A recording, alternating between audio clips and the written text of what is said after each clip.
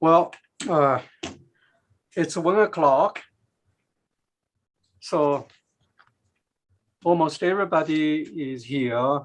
I think a couple of faculty Senate Executive Council member emailed me for some reason who cannot be here. So I would like to call the meeting to order. So Mike, could you do roll call?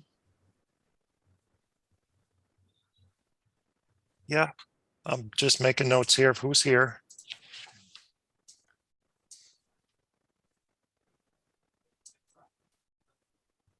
Good afternoon. Good afternoon.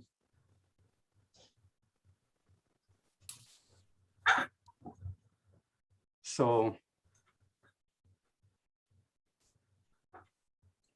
now is Jenny here? Which Jennifer? Jenny Brobst. I don't believe so. Okay, I think the rest of us are pretty much here or email. Oh, no, never mind. Jennifer's. Oh yeah, Jennifer is here. Yep, both Jenny, Jennifer. yeah. I think everybody is here. Mhm. So you have a copy of the minutes with you, do you? So we would like to focus on the minutes. I'd like to move to approve the minutes as is. Anyone second or Second. discussion?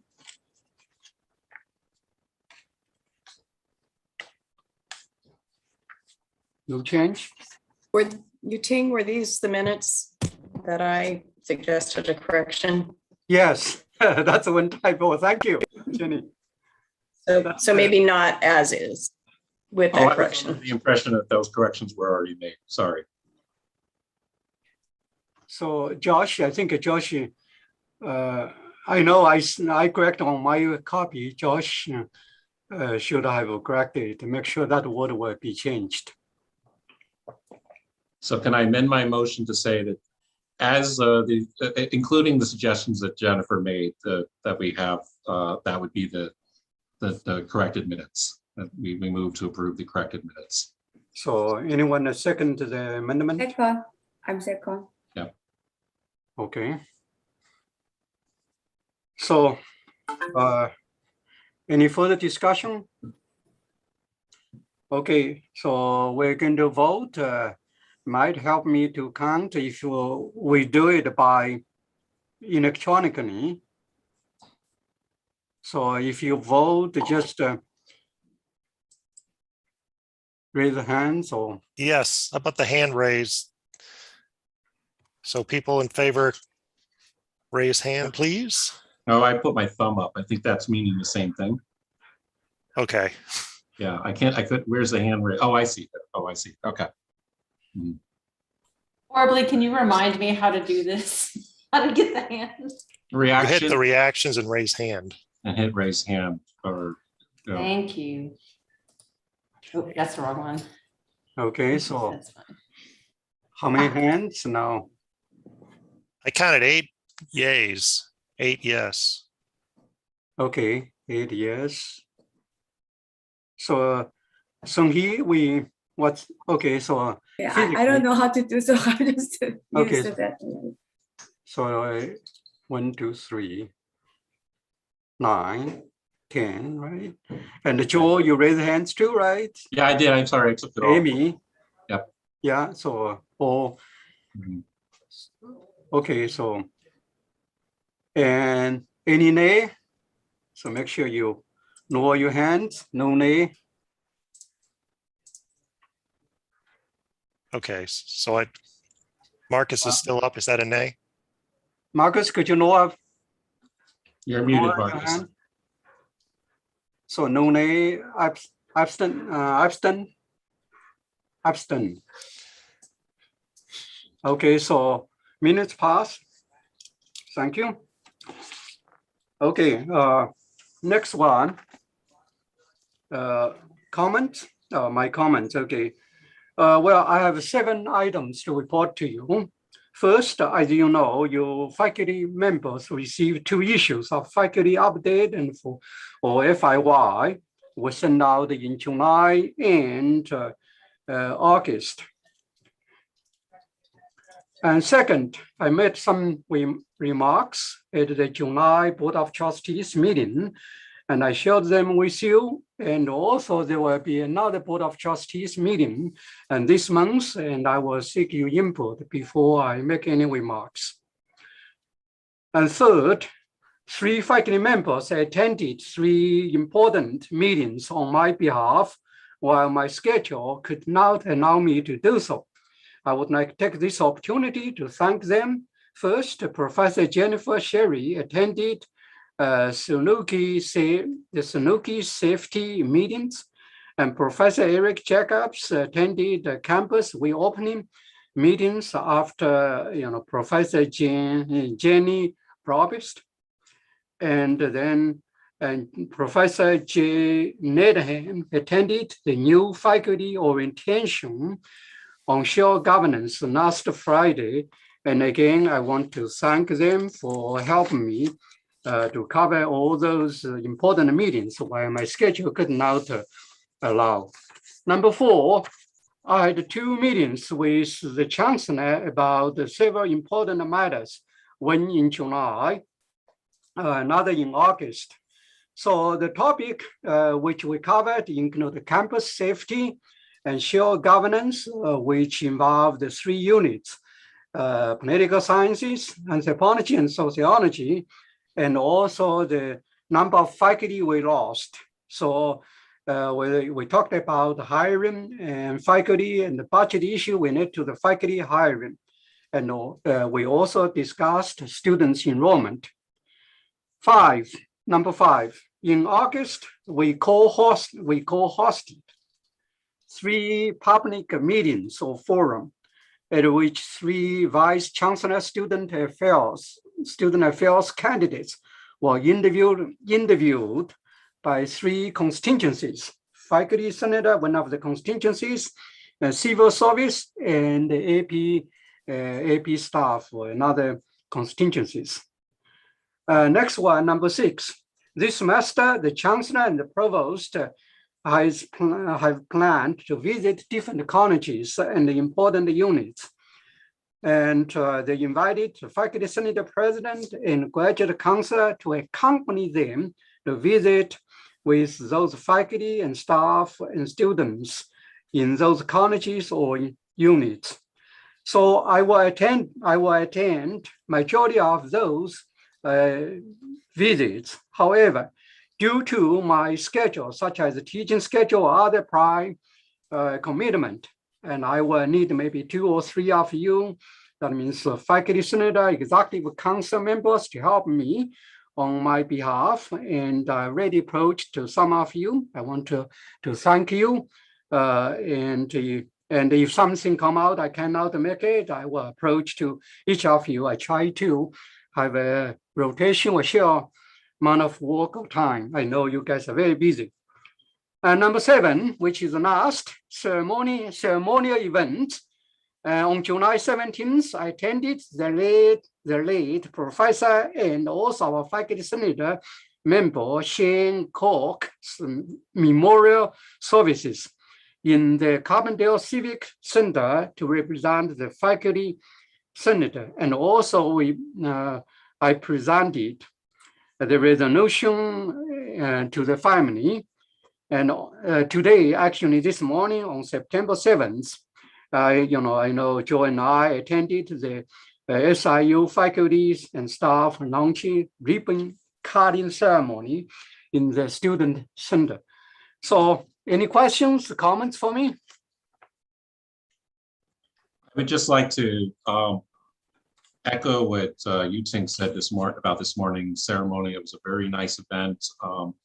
This is the attempt of the chancellor to recreate the space that once I've been on this campus now starting my 15th year.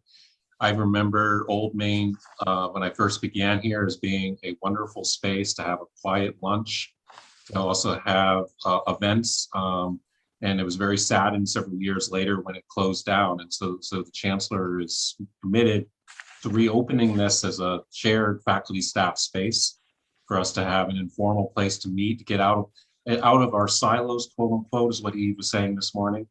The foundation has actually bought the space. So it is not having to be rented out anymore. They're giving it to the university. So I think this is a really wonderful idea, long overdue on this campus to have a space like this. Thank you, Joe. I had Any a other- question. Yeah, I didn't get to go, but I was thrilled to hear that we were doing this. It's in the student center, isn't it? Yeah, second floor. So if I share this information with my school, I know they're going to ask me if it's always open. Do you know anything about the hours? Well, Joe, try to help me if I'm incorrect. I think it's called the Chancellor's. I saw the words Chancellor's staff, Chancellor's faculty and staff lounge. It's not just faculty lounge. So in a way, the schedule is controlled and arranged by the Chancellor's office.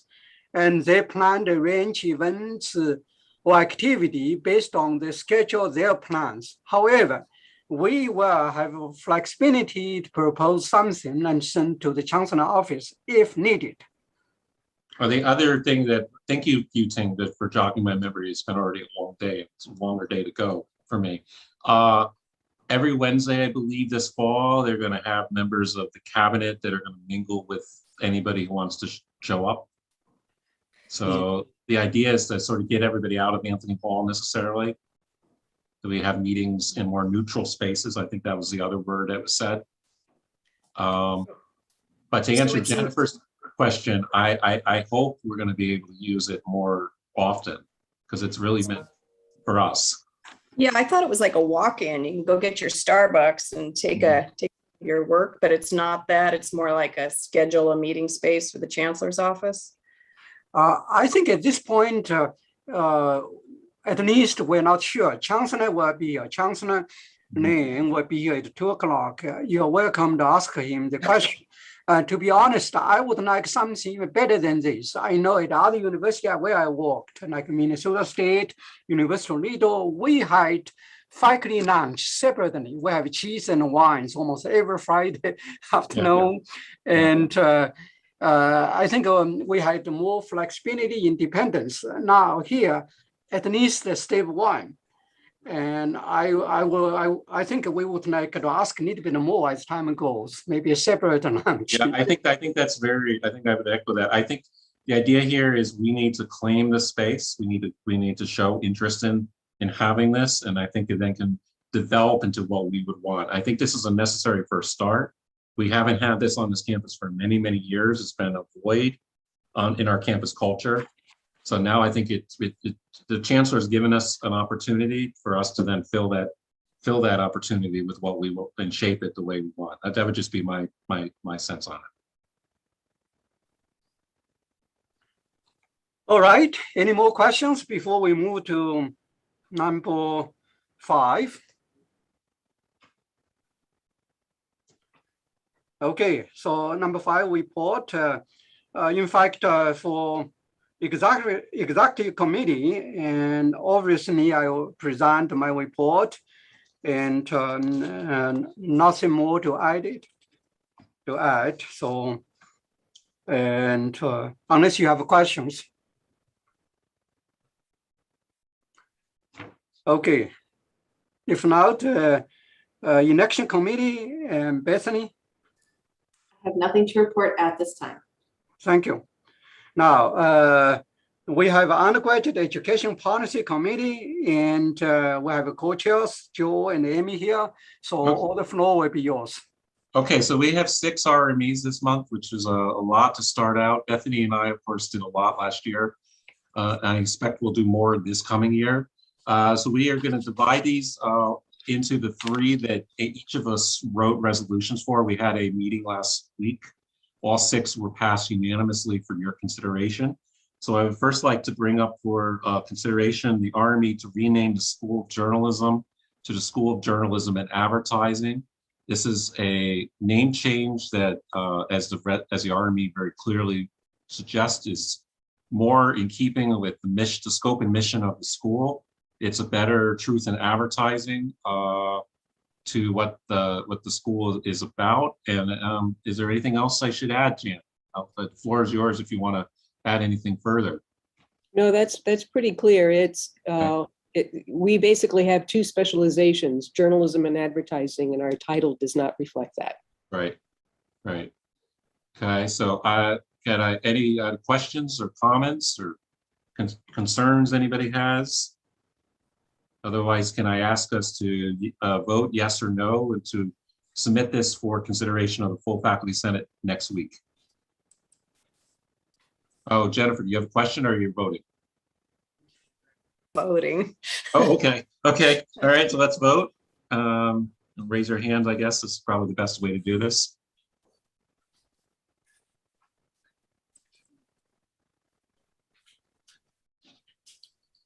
Okay, I see 11 votes. I got in- 11. 11 votes in favor. All right, opposed? So we should take our hands down. It looks like 0 votes, Matt, is that right? Yep. Okay, I guess abstentions. I don't see any abstentions either. Go, wait a second. Okay, thank you, Jan. Thank you, everybody. Thank you. Okay, so we'll invite you again next week to the full faculty senate. And then I have 2 resolutions from the School of Finance, wait a minute, the School of Analytics, Finance and Economics. It's better to say it is the School of SAFE. Kevin, are you here? Okay. Yes. Yeah. Okay, so the first one is for an RME to add the specialization of financial economics to the BS in Finance. This is adding more flexibility into the curriculum of study that a major could choose. There is the major in finance is nationally accredited, whereas the major in economics is not. But there is crossover in the curriculum, especially since you're now a joint school. Is there anything else I should add, Kevin? Did you want to promote anything else you want to promote about this? Just this requires no new faculty lines, no new resources. It's builds off existing courses. Okay, are there any questions anybody have or comments?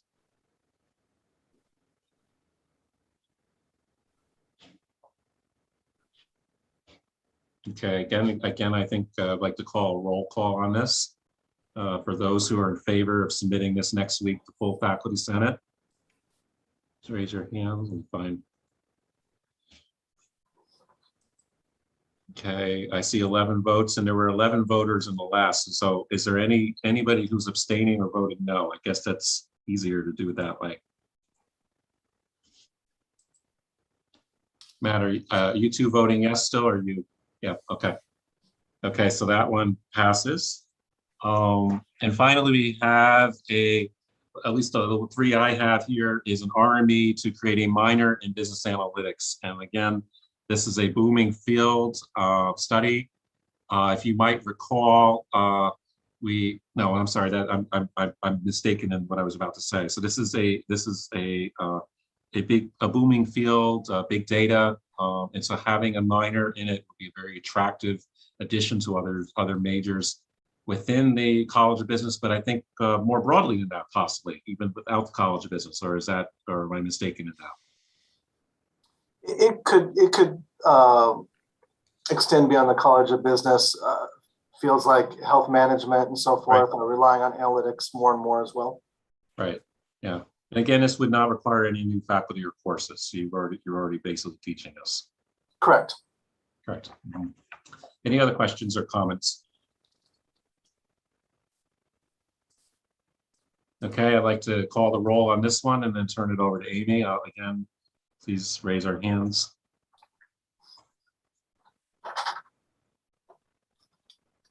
Okay, 11 in favor of this one as well. Thank you very much. Amy, you have the other 3.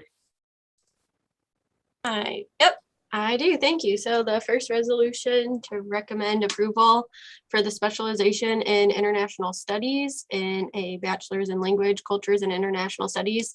Right now, they have 4 specializations, and the number of courses for those specializations have been declining. So they want to consolidate the 4 specializations into 1 specialization of international studies. It will reduce the overall credit hours from 47 to 33. It will allow for more flexibility to the students and will or had complete unanimous departmental faculty support. So. And Satoshi is representing that unit here in case you have any. Is there anything further you'd like to add, Satoshi, to our summary of the resolution? No, we're good. Okay. All right. I will take a vote then. All in favor of, okay, submitting to full faculty senate. Let's see, 1, 2, 3, 4, 5, 6, 7, 8, 9, 10. You need to vote too, 11. technically. Yeah.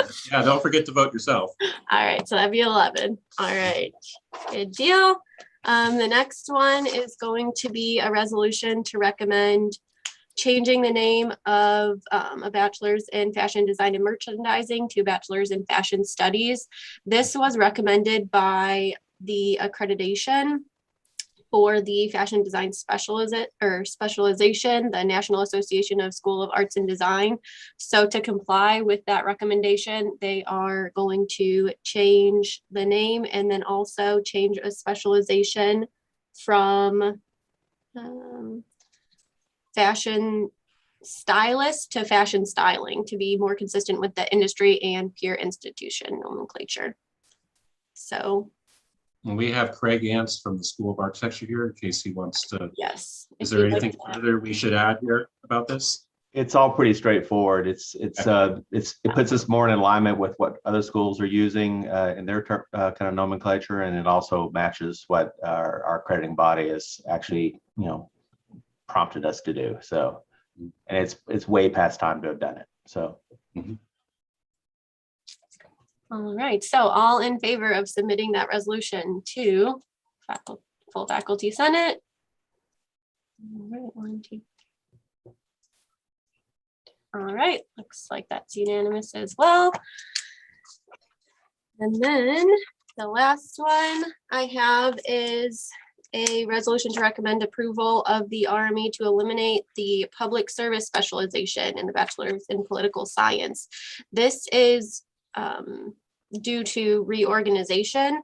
So the faculty that taught that specific specialization have moved to the College of Business in Analytics.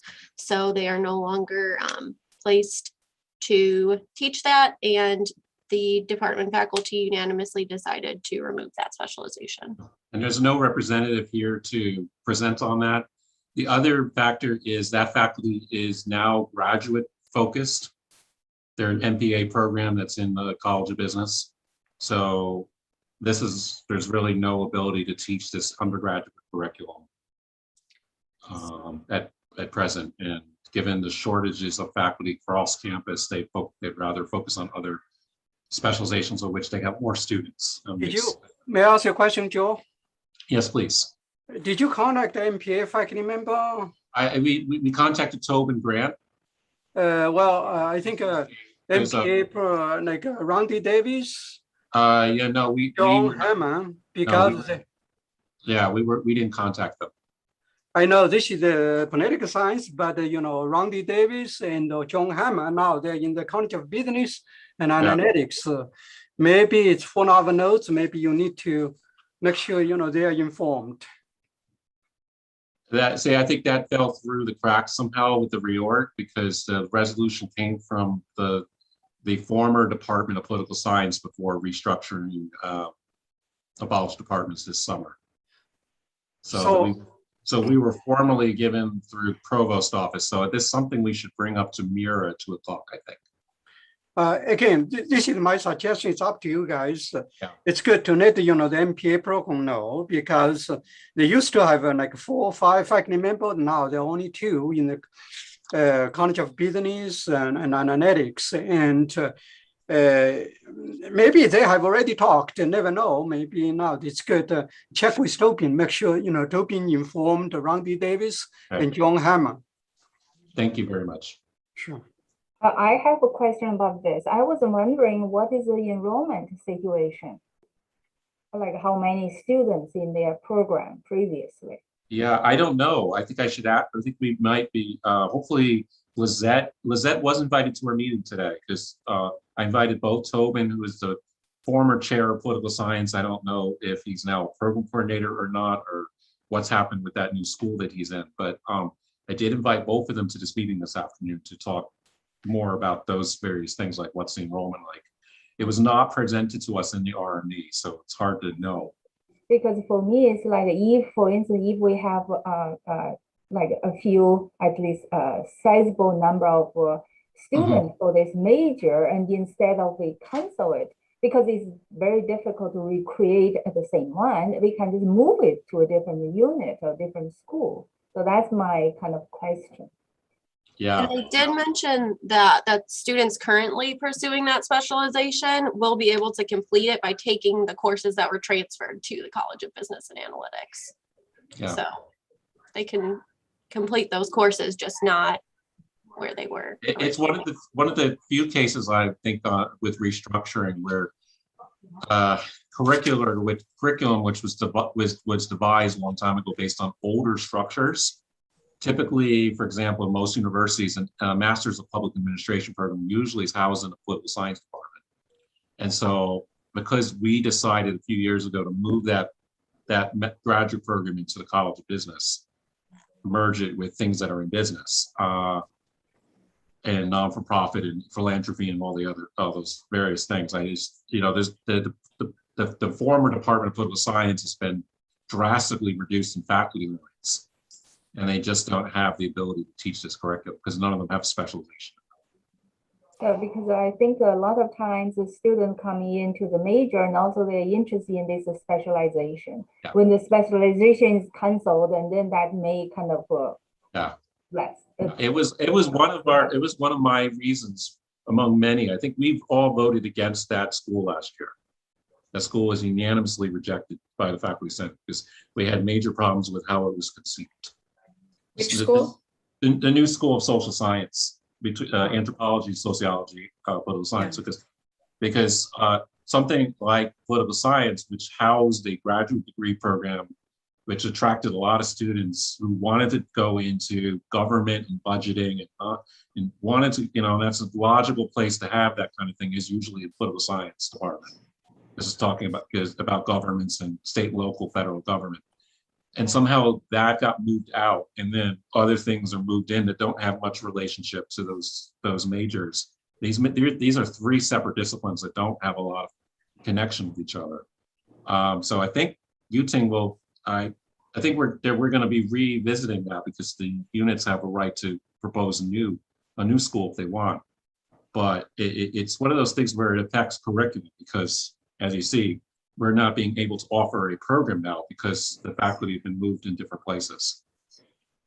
I'd also add that we have a lot of law students interested in public interest or nonprofit management, and they have really made great use of what's offered by the Paul Simon Public Policy Institute, which is interdisciplinary. So we do have a bit of a safety net for all of these students. And I would suggest we go ahead and move forward if the political science faculty were unanimous, but I agree with you, Ting, that making sure everybody is on the same page is considerate. This might be one of those areas where I'm just thinking out loud a little bit about this. I know there was a proposal at some point during a restructure. I don't want to revisit restructuring. I felt we spent 4 years on this. It was a lot of trauma. But I know in the past, we were thinking maybe there could be a role to play for interdisciplinary centers in offering some kind of curriculum that doesn't easily fit one school or another, but actually crosses over. And I don't know what we ever did with that concept, but it would seem to me obvious that Paul Simon Institute should be offering some kind of curriculum because it touches the law school, it touches, so we're talking, it touches multiple graduate levels, professional, graduate, undergraduate, it touches different school, what's being offered at different schools. I don't know how we do that, but that would be, to me, an interesting approach. Say, ordinarily, Scott could help us to clarify this because for the family matters, he cannot make it today. Right. So, but he is a member of that department, so he probably has more information. Yeah. Thank you. Okay, so do we want to vote to bring it to full faculty senate and then invite Randy Davis and John Hammer to also come to faculty senate, or do we want to run it past them first? How would we want to go about moving forward with this one?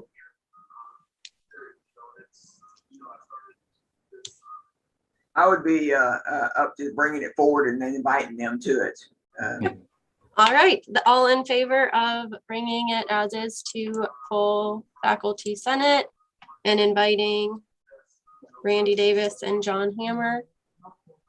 1, 2. Okay, 8 votes in favor. I have 9. 1, 2. Oh, you have 9 now. 9, yeah, 9 votes in favor. Opposed?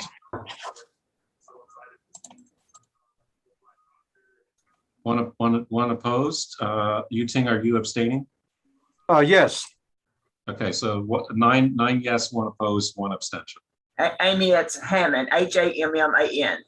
Oh, thank you. Yeah, and he is the coordinator of the MPA over here. Okay, so why don't, I apologize, that was an oversight on our part. It was just because the RME was proposed by the political science. And so we weren't sure exactly who needed to be contacted as well. So thank you for letting us know that.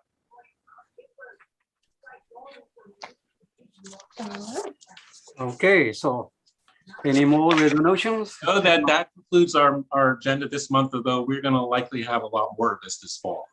So thank you for giving us enough time in the meeting to go over this. Sure, thank you. I know you have another thing to discuss about the policy issues. Okay, thank you, Joe and Amy. Next one on the agenda, D and Budget Committee, Marcus and Jenny. We have not had a chance to have a committee meeting yet. I think Jen and I have both been pretty swamped the first few weeks here, but we plan to try to have a committee meeting and get some things out there for the committee to start looking at. Jen, you want to add to that? Nope, that's it. So, thank you, Marcus and Jenny. Committee on committee. Yeah, put a brief question about that. Are you able to get a sense of, or maybe this is a question that I'm going to ask you to ask later once you have a meeting. Since enrollment now is stabilized, so quote unquote, when will there be additional faculty hiring? Because that's one of the problems in this university over many, many years is that I think everybody would agree that we've been generally hollowed out. Our programs have been hollowed out because they haven't been replaced. When people retire or resign, those lines haven't been replaced because we can't afford to. So if the budget is suddenly now stable for once, can we now start to afford those rebuilding our university? We could ask that at 2. Is it 2 o'clock today? That's true. Yeah. I just wanted to raise this. Go ahead. Yeah. Unless you'd prefer to wait. No, we could certainly talk about it internally. As how we build on the momentum from last year. Because there was a really great momentum that Jacob co-led last year with the report card and trying to get the momentum going on some of these issues that have been around for a long, long time now. I would say there was moderate momentum. It wasn't great momentum because all that we made kind of fell. And so I'll be curious when our committee does meet, what we think would be a better approach, not just to the campus, but to the faculty senate. It's going to be interesting too, where we move on this consultant that I suspect now that everything's settled, this consultant's going to start their work. And if they're going to be looking at the units and the making sure the units are resourced properly. That's going to tie into what you're talking about, Joe. The other thing is that several of us are going through program review this year. And so maybe my mind is concentrated because I'm going to be helping with the program review. And, 8 years ago was a very different universe than we are now. And some of us read the program reviews that were done in the last year. And there was a lot of scathing reviews, in fact, of the fact that we just are not resourcing the various programs on campus adequately. Well, you know what the problem is across campus. So thank you. Are we going to talk at all about that report that went out that had departmental reviews and some of our conversation about the detail that was in it? That sort of went nowhere, but there was a lot of activity, and I don't know, Yuting, if you any more to add. I know we discussed, you mentioned this in the email, and in fact, some of the information, I think in fact, it's public, both in the SIU system and IBHE system. I do not know why. And I sent the email to ask this, then I got the email, the information was there. So maybe that's the issue. Maybe we need to raise with the provost at 2 o'clock, because that's something really, I think, they could, there are two arguments. Argument one, yes, I agree with you, with Dr. Professor Brown. I think so the information maybe should not put on the website. On the other hand, the public universities, and we get support from the state and taxpayer, want to know the information. So I do not know, honestly, maybe we need to ask the provost office, do we have any new policy for this? And also, I think it's a question of notice, when people are surprised by the public record, that can undermine trust. But Father Brown, he'll speak to this himself probably next week, but he did tell me that he was insulted by the way it would happen because he was not notified first. And I think that's just poor form, even if it wasn't done intentionally. That's just not good. Yeah, because a lot of people, even though it is publicly displayed on the IBHE site every year, even though it's up there, a lot of people don't know what's up there, and there's a difference in it being publicly displayed and people having to go in and search for it and being sent directly out without at least notifying. I agree. Yeah. So communication would have been nice. Mm-hmm. And just being respectful of people's, of the fact that these were confidential letters that were sent. So. Of significant importance. These are people's livelihoods. Well, good point. Maybe we need to raise up to the provost. Obviously, if there is a new policy, I sent the email to Lizette Chevalier, and she didn't answer my question. She just sent me the link. So in a way, it's okay. We need to follow up. We need to ask the provost at 2 o'clock. Well, I think these are the important issues. We have about 22 minutes, so we still have a few more committees here. Next one, committee on committees. I know Yinan could not be here, and Song Hee, would you report?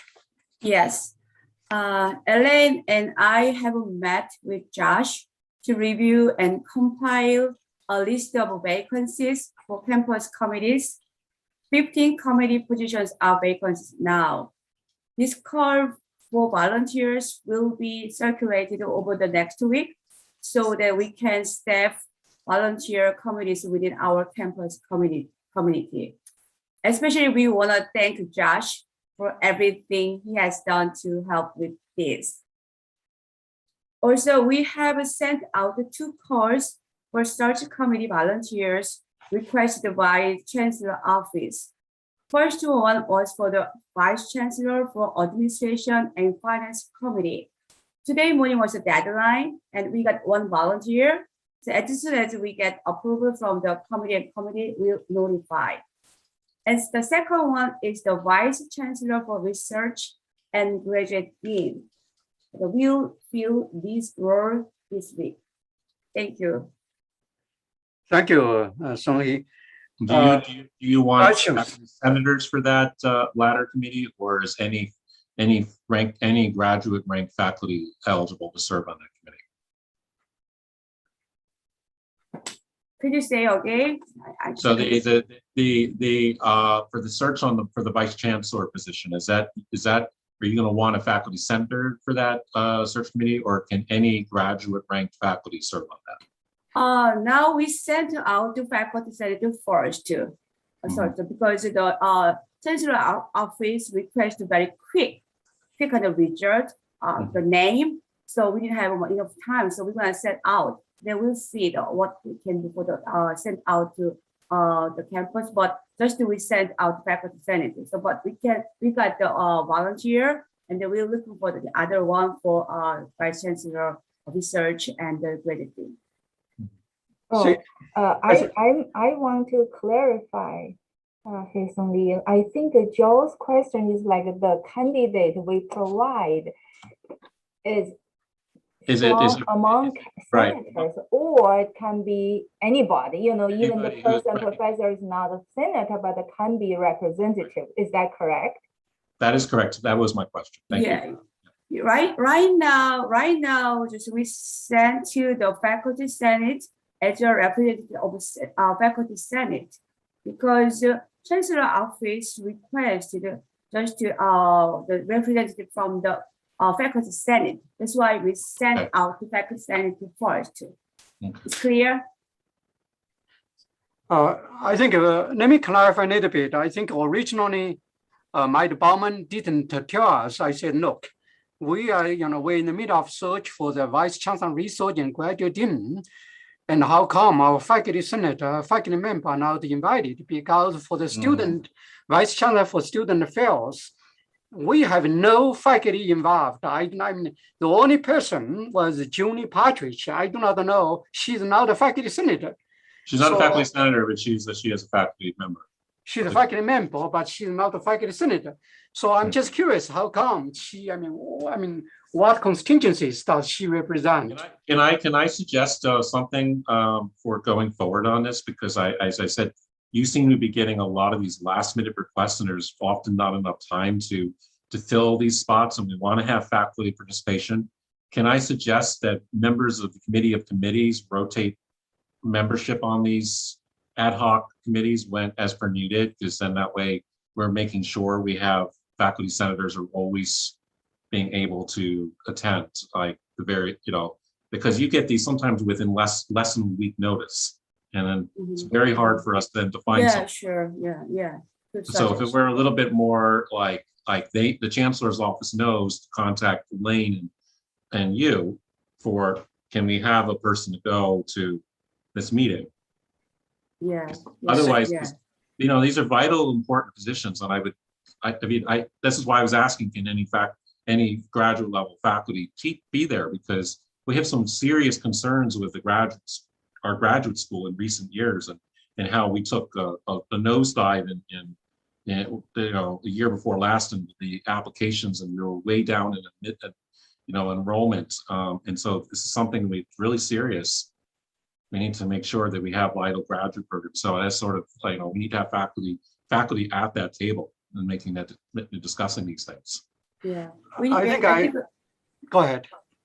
Yeah, we need to have enough time to include more variety of faculty rather than request by quick, 1 week or just some days. They're very hard to request to and send out announcement, because we need to fill out the position of each for meeting their request. Yeah, it's good.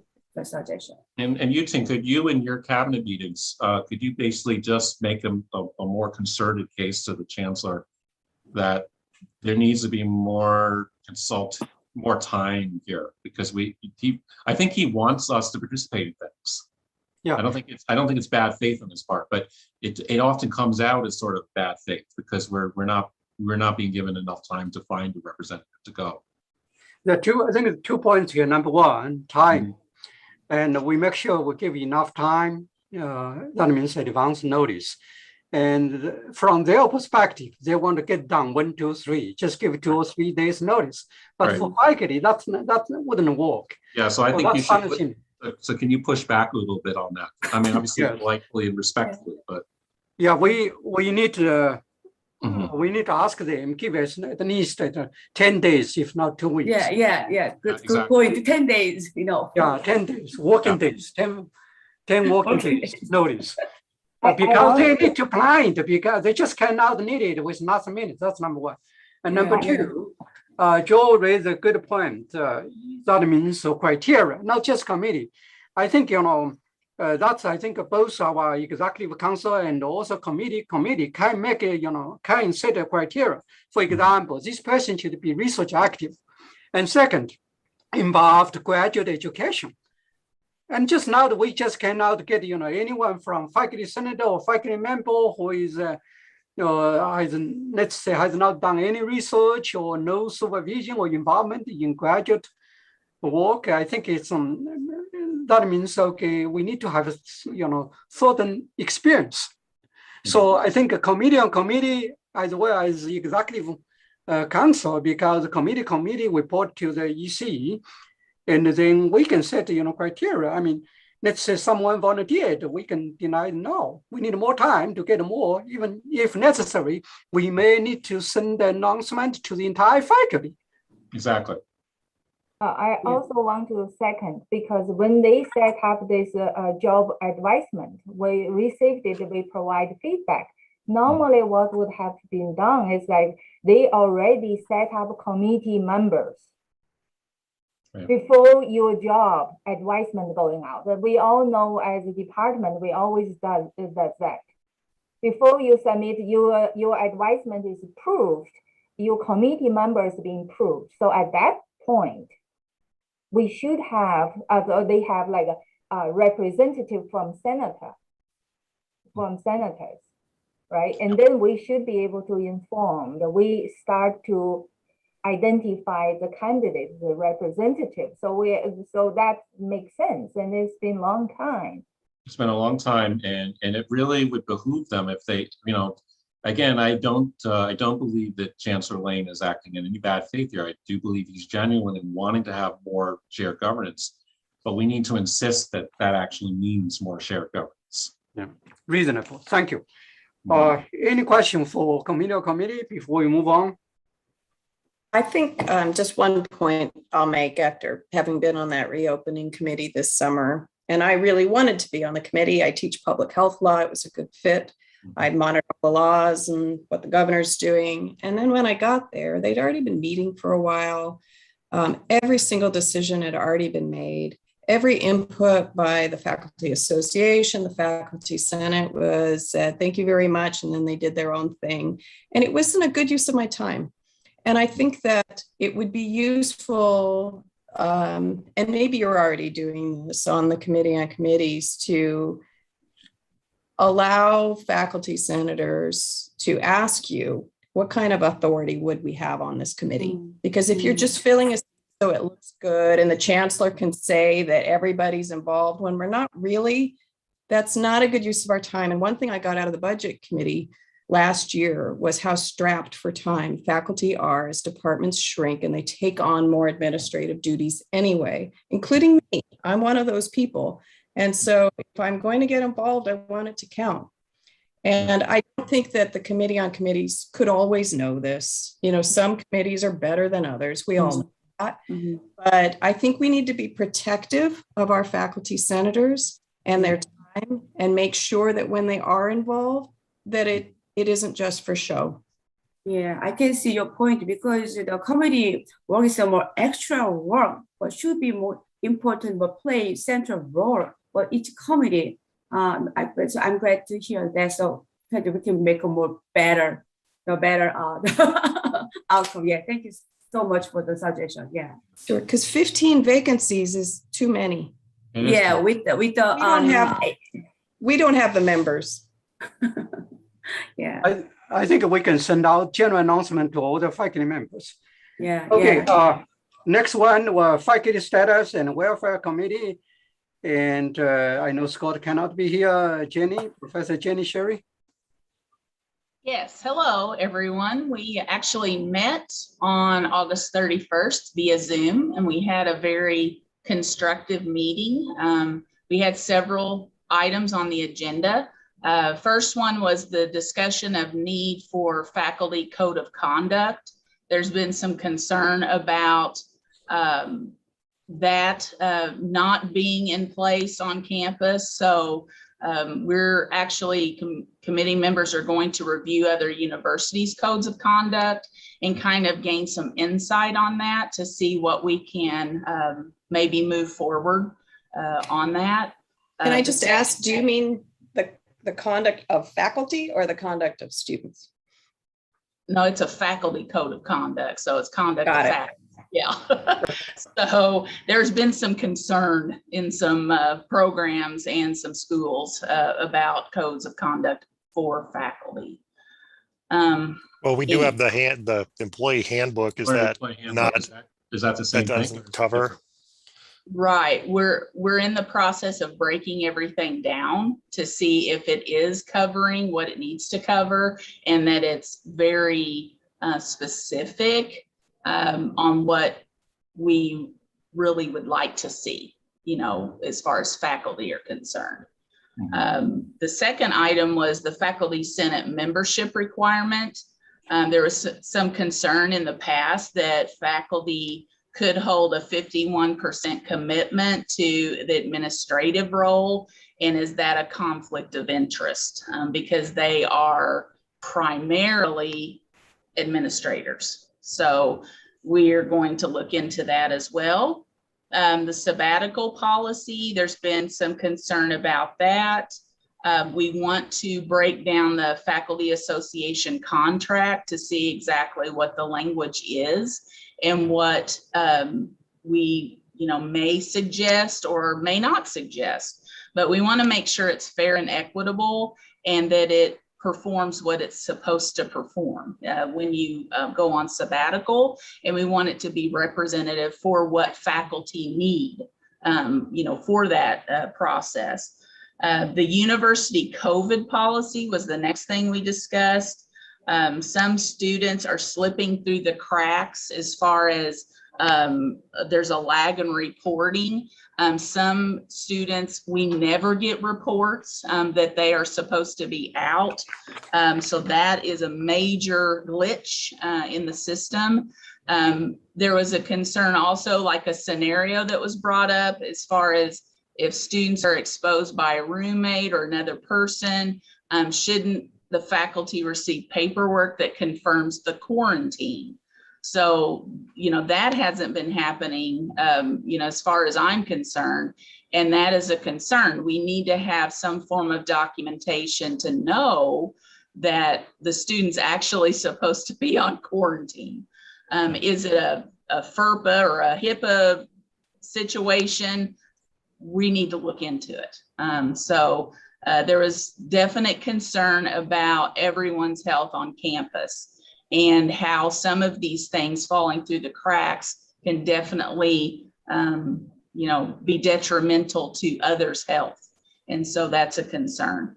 There was another area that we talked about, the College of Arts and Media's Dean search.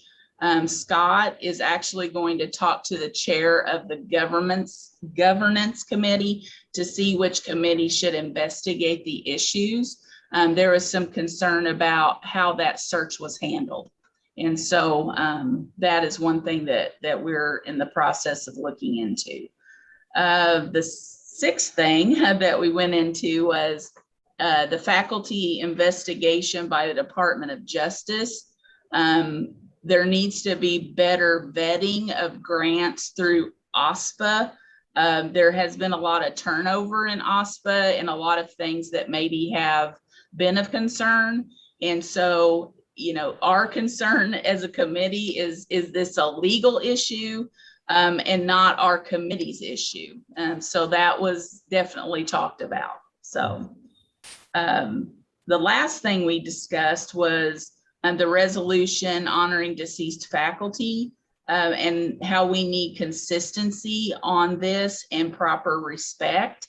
And so Scott is actually going to send out some ideas to our committee for us to look into, and possibly we can present that information at a further meeting. We will be meeting again this month. A date has not been set at this time, but you can see that our committee is very busy and we have a lot of things going on. So are there any questions? Well, thank you, Professor Sherry. I know maybe you have a question, please save it. I would like the governance committee to report first, then you ask both the question to both committees. And Li Chang and Jay. Good afternoon. Yes, the governance committee met in response to a letter that was sent to the committee. This indeed refers to the search for the interim dean of CAM. The committee met largely to review this letter, and we think that the author of the letter probably has a grievance, potentially. We're about to send that letter back to the person who sent it to us. Also with some information regarding what we're going to be doing as a committee, because one of the things that the committee had a long discussion about was our role and our charge in how we interpret operating papers. And so one of the better parts of this conversation had to do with the committee meeting again to look at proposing and drafting language that we would hope to bring to the larger Senate in the future for other units to consider adopting in their operating papers. So that's what we have to report. Li Chang, anything else to add? No, you reported completely. Thank you. I would like to commend both of you because I think now that we've done 4 years of rework, I know Li Chang, you talked about this at the commencement this past May. We really need, as a faculty senate, I believe two of us were talking about this back a couple months ago, to really make a concerted push on the administration to get those operating papers approved, to not stall, not to, some of our schools have now been in existence 4 years. Bethany, I think your school, for example, and still do not have functional operating papers. This is just a governance nightmare to not have formal operating papers that we're using. Yeah, thanks, Joe. There also seems to be some confusion as to who actually authors operating papers. And there was even a discussion amongst the committee members of who actually does that work, right? And so it's, but the story to tell is the faculty write those operating papers at the unit level and the college levels. So I think there's just some general confusion sometimes. And then there's also some confusion too about what committees do, on our faculty senate. So that's something that I want to reach back to faculty status and welfare, because we feel that the topics that we've been discussing, especially with regards to the search for the interim CAM dean, sort of revolve and sit between both those committees. Did you guys talk about political science, sociology, anthropology? Is that no, not our committee, no. Okay. Jay and Li Chang, also, I think there's also still some confusion about consistency in operating papers. I mean, there's really been no guidance in what items really need to be in operating papers and things that don't need to be in operating papers. And if you look at the different ones across units, you'll see there's a whole lot of inconsistencies in what's covered in operating papers and what's not. And it would be nice, especially if we're writing them all right now, to have them somewhat consistent. Especially those of us who just formed new schools on July 1. One of the things we just found out in School of History and Philosophy is that just the two former department operating papers are so widely variant of each other. I'll give you one really good example that's probably going to lead to people's grievances if we don't solve it. How to calculate merit pay. We have one that allows it completely in the discretion of the chair, and the other has a point system that's a lot more transparent and equitable. And so things like this are just not good across the university. Well, Well, thank you very much. I think the chancellor and the provost will be here very soon. Now we have a old item, and for the October's meeting, shall we still meet by Zoom? Obviously, at this point, the COVID-19, the Delta variant situation getting kind of worse. I read the Chronicle as well as the Inside Height. Many universities starting to move it online. So for us, it's more realistic. Maybe just for next month's meeting, we do it online by Zoom. I agree. I think they should be online indefinitely. And I just checked our SIU COVID dashboard. We have the highest number of positive cases among faculty and students this week than we have ever had. That's right. Good. And of course, our region is the highest in the state right now, by far. Yeah. Yeah. So Thank you. I agree. Thank you. Well, it's almost 2 o'clock and good timing. We have our chancellor here, Chancellor Nan, and also our associate chancellor, Wendell Williams here. And not provost is San Yun. So. How's everybody doing? Good afternoon. Good afternoon. Good Thank you. afternoon. Good afternoon. This morning, that was a nice ceremony. Oh, it's good. Thanks for being there. Thank you. We can use it very soon. Yeah, thank you for being there, everybody. Okay. Now we have about 1 hour here, and we have Chancellor Nan, Provost Kumarajo, and Associate Chancellor Williams here. So we have a question and answers. Maybe any of you ask them the question, include enrollment, COVID-19 and budget, or show governance, faculty affairs, welfare, whatever question you may have. And I know this morning, both Joe and I attended the ribbon cutting ceremony for Chancellor's faculty and Chancellor faculty and staff lunch, which is good news.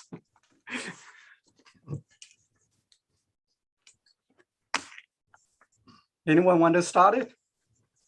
Li Ching, you can go. I think your hand was up first. Oh, okay. Yes. Thank you. Yes, I have a question about like a COVID related issues. The one, 2 parts. One part is like, how do we kind of, who is making the final decisions? The reason I'm saying that I'm the director of teaching assistants. So I have a graduate student who got contact with a positive case, and then he was informed he should not, he should be quarantined for 15 days. At the same time, he took a test. The test came back is negative.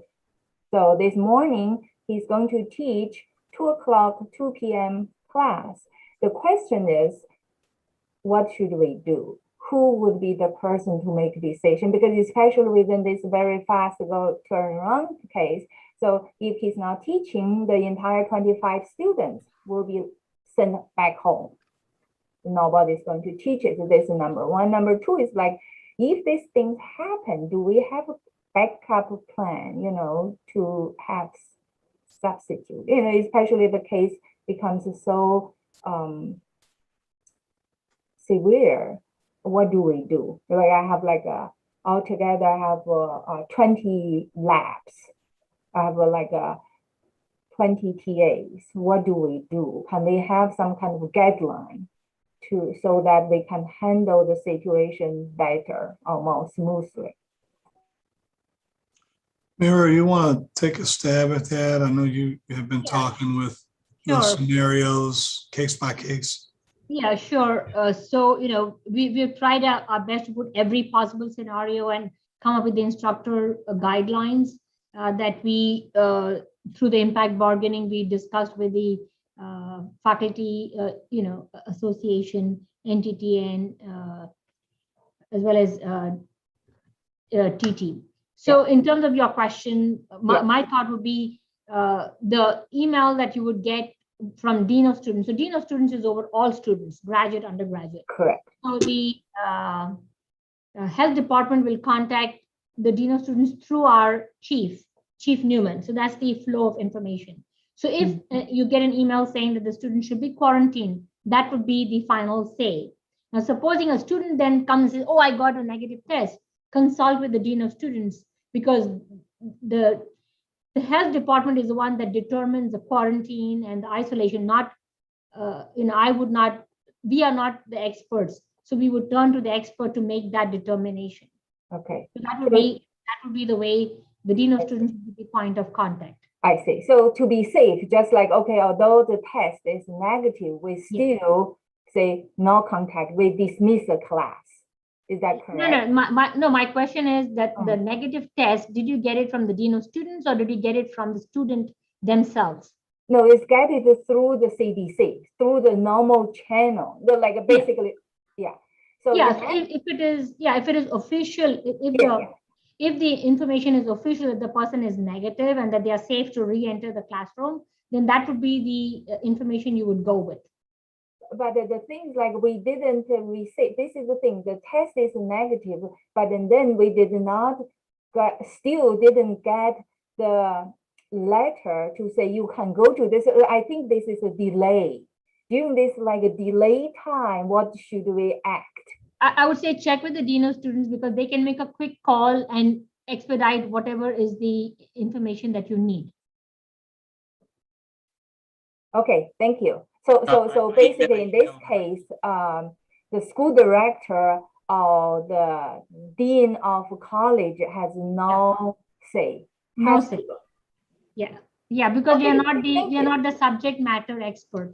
Yeah, because what happened a few days ago, we had a faculty meeting, and then one of the faculty told us, oh, now the school director has the full power to decide what to do. So I just want to make sure it's clear.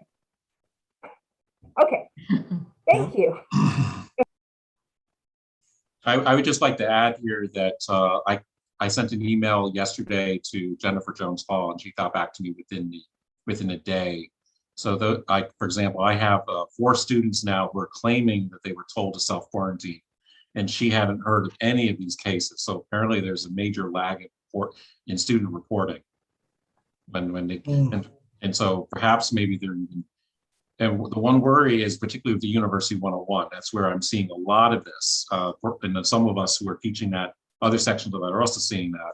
So the idea is, are students using this as a way to skip class for 2 weeks? Oh, that's a good one. Yeah, we'll check that one out. I'll send a note to JJH, and boy, that's pretty creative if doing that. That's good to know. Yeah, but I've had students who have only shown up the first week to my University 101, haven't shown up since. And they're claiming that a friend of theirs got COVID and they have to quarantine. So I'm looking into it right now. So I as a faculty, I might advise that. I want to congratulate the chancellor, the vice chancellor, and provost, because back in July, we were told that we were looking at probably a 4% decrease in our freshman class, and we ended up turning that around in the next last couple of weeks of the summer to what, a 4% increase. So that was very, very heartening. And the fact that our enrollment is now stable within, I guess, less than 100 students down from a year ago. In my 14 years here, I've only had 1 year before now that has been so. Into 2014, we were also stable for exactly 1 year. But the historical trend for 13 of my 14 years of service at this university has been unremitting, unceasing decline, year after year after year. And in fact, some of our worst decline happened after that 1 year in 2015 through really last year. So I guess I'm asking a two-part strategy question. I think it's reason to be cautiously optimistic about enrollment, but I would want to be reassured that we're doing all we can to make sure that we actually grow next year, years to come. So one thing in the data that actually disturbed me a little bit. I'm very happy about our freshman class, that we're getting that back to where it should be, and we can grow further on that. And certainly, as program coordinator in history, And with my 2 degrees that I work for, I'm certainly trying to recruit students through my yield calls all the time, all year round. I know my colleagues who also are director of undergraduate studies or program coordinators are likewise pulling all the stops out. But we lost 24% of our freshmen. They didn't come back as sophomores. So how do we get that number? Because one student to one student, in other words, we can yield and we can grow another 5, 10 students, but I think we can grow 50 or 100 students more if we're getting those sophomores to come back. Yeah. You know, so how do we do that? And so what do we need to do differently to get them back? Yeah, I tell you, we're only as good as our 10th class day. And what I mean by that is we celebrate and we pause, but we quickly start thinking about the next fall. And so just so you know, while that information may have been shared and we were excited, we've been thinking about fall of 2022 since June 1. Yeah. So it's a nonstop effort that we're all working hard towards. What I think is difficult for most universities is it's becoming harder and harder to predict or guarantee because COVID is still lingering on. We know, myself, Mira, and Wendell know for a fact that COVID clearly impacted our retention rate. We know that. Students told us the fall was terrible, right? I took all my classes online and I was living in the dorm. I could have just stayed home. I mean, it was a terrible semester. Our cases in the counseling center went way up. Yeah. If you talk to Jamie, she'll tell you the numbers went through the roof. We had suicides. We had suicide attempts. Yeah. It was a tough semester, and I think we underestimated the impact of COVID while we were trying to recruit and retain students. And we learned from that. So a lot of our work with Jamie and working with the counselors and trying to do some things that are going to retain that cluster of students, I think will help. One of our programs this summer, our Future Scholars program, for example, I think Mira, Wendell, we had 28 that started and 28 that finished. Okay. That's because we put a lot of support around them, a lot of attention. Is that was what formerly known as the Bridge program? There you go. Okay. It was so it was the Dr. Seymour Bryson Future Scholars program. And I think Mira, 100% came back for fall, right? So you talk about a retention model of supporting students, putting more of our efforts towards support, advising. Mr. Williams will tell you, and so will Mira, that we've got some plans to develop in the fall with our advisors, a fall advising workshop with advisors, recruitment and retention coordinators, to really sit down with them and look at our measures, our targets, our strategies, our best practice. We had some areas that did better than others in retention, right? And we had some schools not so good. So we've got to identify and pinpoint where those issues are. So maybe they're doing something different to get their sophomores back. Because I know this is a nationwide, perhaps even international collegiate problem. So it's not something that we don't have, we're not the only ones with that problem. A lot of people bleed their freshman classes and don't they have a smaller sophomore class. Now I'm just thinking, I'm just thinking strategically, because we've done quite a lot in recent years to pull the yield rate up to get our freshman class coming back up again, and all that. So we're clearly trying to work. We're truly trying to fire at all cylinders, to quote Matt, what he said in an email last week. But I just think maybe, is there something curricularly that we need to tweak? Is there other things we need to tweak? I know in the past there's been concern about bursar bills, putting a hold on registration. That being a problem with our students. A lot of them can't afford to come back. Yeah, and I'll defer to Wendell just a second. So one of the things that we're trying to do is look at exactly what you're doing, Joe. Look at some of the holes in our process and look at the data, right? And so Wendell spends a large amount of time. Sometimes I go, Wendell, come on, but he's really, really analyzing where he thinks the holes are. And so, and you've heard Mira mention our enrollment management team and some of the work that they're doing, and Wendell can talk to you a little bit about that today. But we're just trying to, before we hit anybody over the head with a bat, we're really trying to be a little smarter in terms of where are the holes and then how we can close them up. So Wendell, you want to give a sense of what we're looking at now from. And by the way, welcome Dr. Williams to our meetings. Well, I appreciate that. And just Wendell, Joe, President Lee and other members of the executive team, I really appreciate being able to be here. Let me share my screen with you for just a second. And maybe, Joe, you had a great question. And so let me see if I can help you there. I do believe that we are on the right track, but it's not important just to be on the right track. You got to be moving faster than the train. And so we have put together some information that we're sharing with the deans. I've talked to 2 deans this past Friday. We're going with each dean. We're this fall, the chancellor, the provost, myself, and the outreach people in admissions, as well as for high schools, as well as transfer, we're beginning to do a Southern Illinois swarm or a Southern Illinois sweep, where we will personally visit every high school and every community college in the Southern Illinois region. I started today with Carbondale, spent 45 minutes with their chief counselor there, sharing with them our plans, our strategies, identifying any kind of barriers that may have existed in the past. Something as simple as our transcripts don't get to you quick enough. Well, and we're working to eliminate every one of those problems. In addition to focusing on Southern Illinois to make sure that the people here at home know that we're here for them, we're doing the same thing in the Chicago area the first week of October with the Chicago Blitz.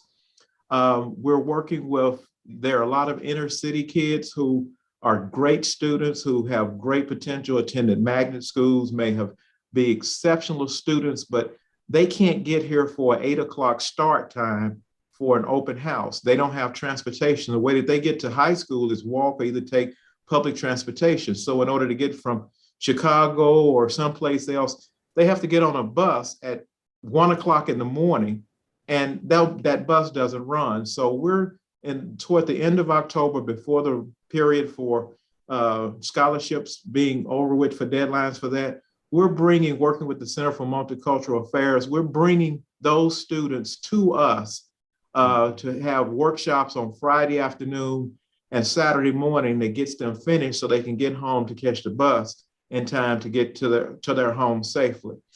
And then we're working with each dean for a recruitment plan. So what are we doing?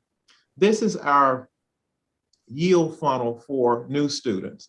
You see, we had 304,000 contacts, broke down to 35,000 inquiries, to 9,000 applicants. Think about that. We had 9,000 people who were very interested to the point where they completed and got everything there. We had 6,000, almost 7,000 people who submitted us with transcripts, so we were able to make a decision. We lost 2,200, the difference between those. We accepted 6,500, but we only enrolled 1,344. So I'm working with the deans to help them to set up their yield funnels as well, so that we can see that for every 1 student that we get a lead prospect, for every 100 students that we get a lead or prospect, we only yield about 3 of those students. We're doing what we can toward this bottom end of the funnel to increase that, and we have set targets based upon our current numbers for the brand new students as well as for our returning students. And let me explain. And, we got Joe, let me add one real quick. Joe, that's a 16.5% increase in the applications. 16% from year to year. Yeah. And so when people say, or they ask the question, other schools, people are more interested in other schools, or they're not out recruiting. I mean, that number, we're hoping that 16% is going to turn that around a little bit, where no, they're interested in SIUC as well. But like Wendell is suggesting here, we just got to close the gap there.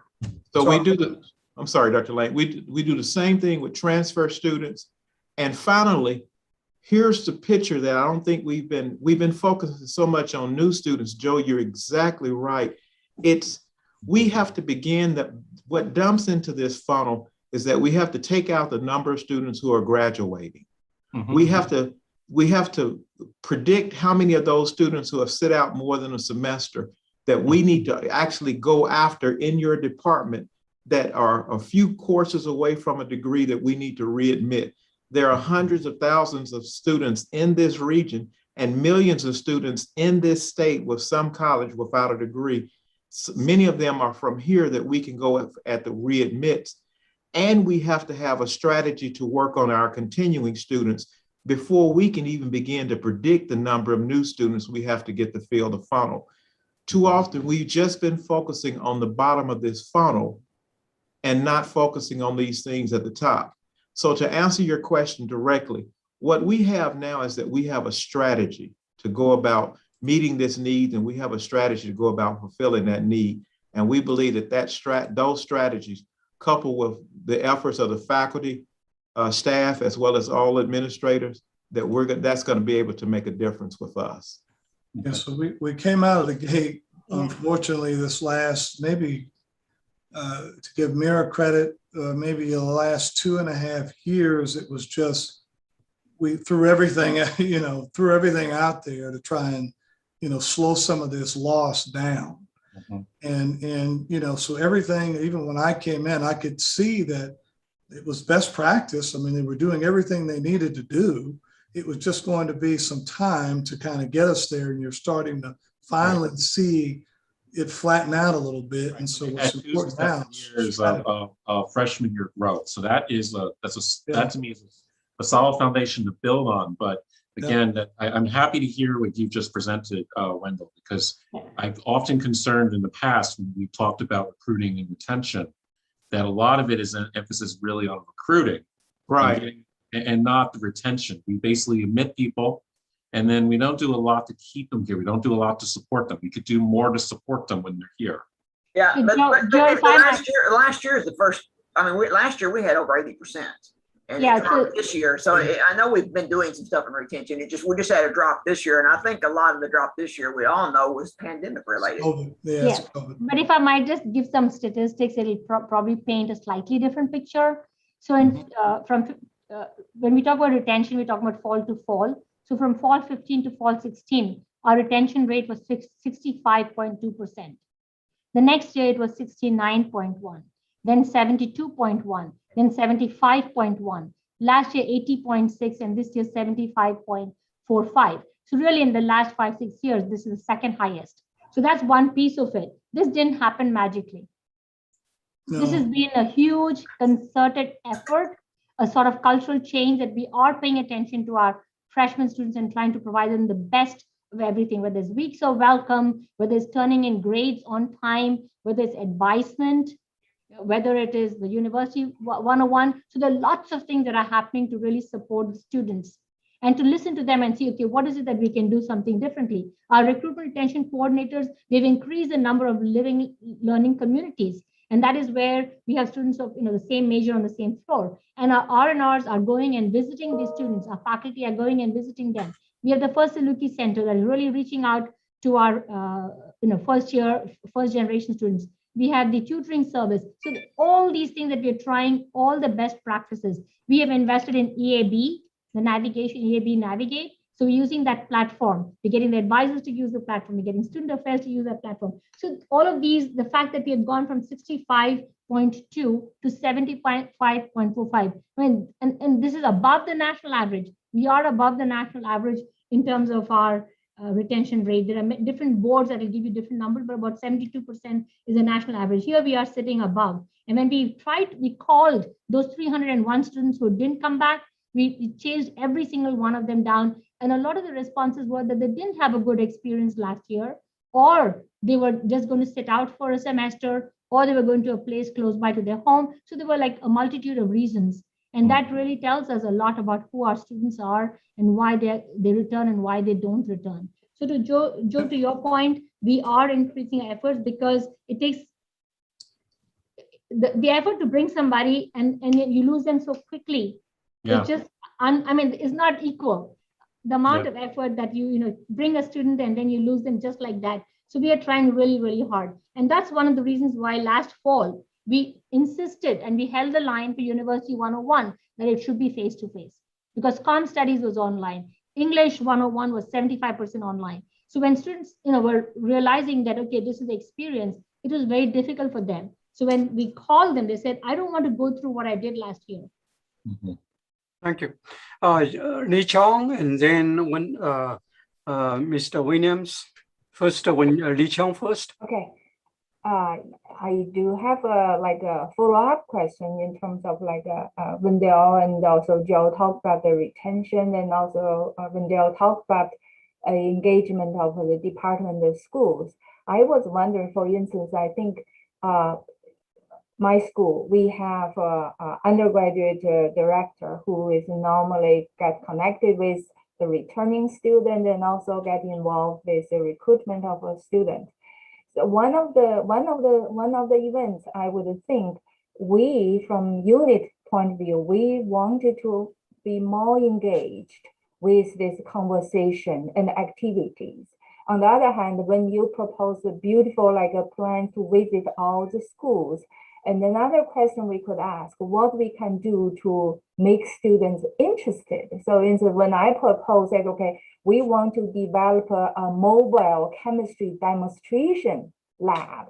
So when you visit schools, we said, okay, maybe we can go with you and show students a chemistry lab. So all suddenly all the lights why is like that, right? What can we do to improve the quality of the intensity of light? Those type of things is interesting. Also, part of that is we have a certain rural areas, they don't have a chemistry lab on site. So this one we can bring to them, and students will be more interested in science. So because I'm in chemistry, so that's the one thing we are investigated and also investing. So I would propose we have kind of closer more communications between your unit and also the undergraduate advisors or directors in the units. So we have more conversations, we develop more strategies. This we not only visit, and also we can bring in something to offer some help to our local high schools or middle schools even. That will be interesting. Thank you. Thank you, and I do hear you, and we are, so let me address some of the issues that I've heard in the last few minutes. This is the first time in higher education history that we have 2 freshman classes going on at the same time. The first time in higher education history that we have 2 freshman classes going on at the same time. So consequently, these whole freshmen, the characteristics of a freshman class is going to be migrated twice-fold to the sophomore and to the junior year. So let's keep that in mind as we go upon this. The next thing on retention, 80% is a wonderful number. I had to constantly remind Dr. Kamaraju to keep pushing, but not kill us with those expectations that we're going to be at 75 and 80% all the way in the future. And the reason why, we put some policies in place due to COVID. For example, the pass-fail policies, we put those policies in place that caused us to retain students that would have been on academic suspension for the fall semester, for the spring semester, and even for this current fall.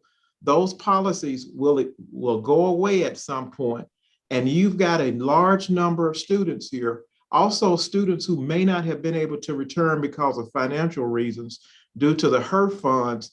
Their bills were paid off and you kept students. So be very, very careful of making predictions on what we're going to do in the future based upon what we did during COVID experiences. And remember, FREE, free. Freedom requires extra effort.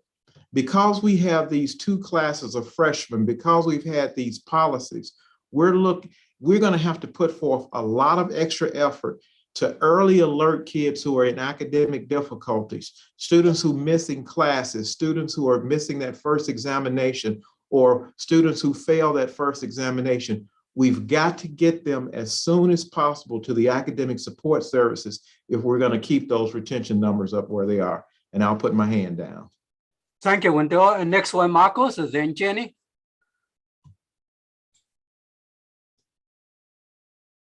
You're muted, Doc. sorry, get out of habit there. I hate to change the topic because this is great discussion, and recruitment and retention are critical to us to be able to continue to do what we're doing. But it does a little bit tie in with where I'm going, because it also plays into our budget, into the money that comes in from tuition that allows us to do things that we want to do. And so my question is starting off to see where we're at on the consultants coming in to look at our units and our resource allocation. The Gray Associates, are they slated to be coming in soon? And will this then be something we'll work on more as we look at our stabilization of our budget and moving forward and what we need to do in our units? Yeah, I can answer that, Dr. Odom. It's good to see you. Yeah, that's still moving forward. For those that may not know, we sought the advice of not only our faculty senate, Dr. Odom, Dr. Lee, and others, to do a debrief on the academic reorg, so we could have a consultant come in and take a look at, what we look like today, now that we're a little different than what we were 3 years ago, 2 years ago, 1 year ago. Get a real good sense to level set what the budgets look like in each area. Some areas grew, some not so much. So taking a look at that, it's the perfect time because our state appropriations were flat. We kind of know what we look like there. Our budgets, we've done a hold the line model that we're presenting to the board. With the number of students that we projected, we're right where we thought we would be in order to do some creative things like possible raises, which you'll hear me present this month at the board meeting, across the board type raises, things that we think because of our growth or stabilizing where we are, we'd be able to give some of that back to you. And so a lot of this, the timing on this is perfect in terms of how we want to look going forward. We're still obviously using some of those practices we used a year ago with making sure we're being efficient in some areas. But yeah, I think the timing is going to help us, Dr. Odom, and as we look at our reallocation of some resources, and I'm looking now at how we ended the year financially. We look good in terms of how we ended the year. We also had humongous cuts to athletics. We were committed to cutting it by about $9 million. We had 3 phases, 3 million, 3 million, 3 million. Pleased to report we're seeing some light there with cutting back on the athletic budget, and we will continue to make sure we stay mean and lean there and not go overboard. So all of those things, our tuition waivers have come down. You remember we were the highest in the state. We're giving out the tuition waivers to everybody. I think the Saluki commitment helped fill some of those holes. I know Wendell and Mira are looking at our scholarship allocations and making sure we stay where we need to there. So there's like 5 or 6 different things that are all coming together that we just have to continue to monitor and continue to be efficient if we want to do the things that we want to do to help our folks out here. Thank you, Chancellor Nan. And next one, Jenny, and then after that, Provost Kumarajo. Thank you. Following up on Marcus's question, and he and I both co-chair the budget committee, and so this is a budget question. You answered a lot of the questions I would have asked actually just now, except for one, and that was after the effort last year with the budget committee and the equity report card, we never did get an official response from administration on that, and maybe we're not going to, but I do want to ask you directly what you took away from that. Yeah, so what we're working on is our salary survey, along with the information that you presented. We're looking at our Coupa data. We're looking at how we stack up to our doctoral peer research universities. And that information, we slowed it down because if you remember, Judy retired on us. So we had a little bit of hiccup there. She retired out, and then we brought in Julie McReynolds, and Julie's doing a great job, but we're standing up a search for a CFO. But we have that information in terms of the salary survey information, and we're going to share that here any minute. We're going to share it. Now, we're working with human resources. We have a new human resources director. And to your point, Jennifer, that's where my concern was the internal equity piece that was out of balance. And so we can see that in the salary survey data. We can see it in your data.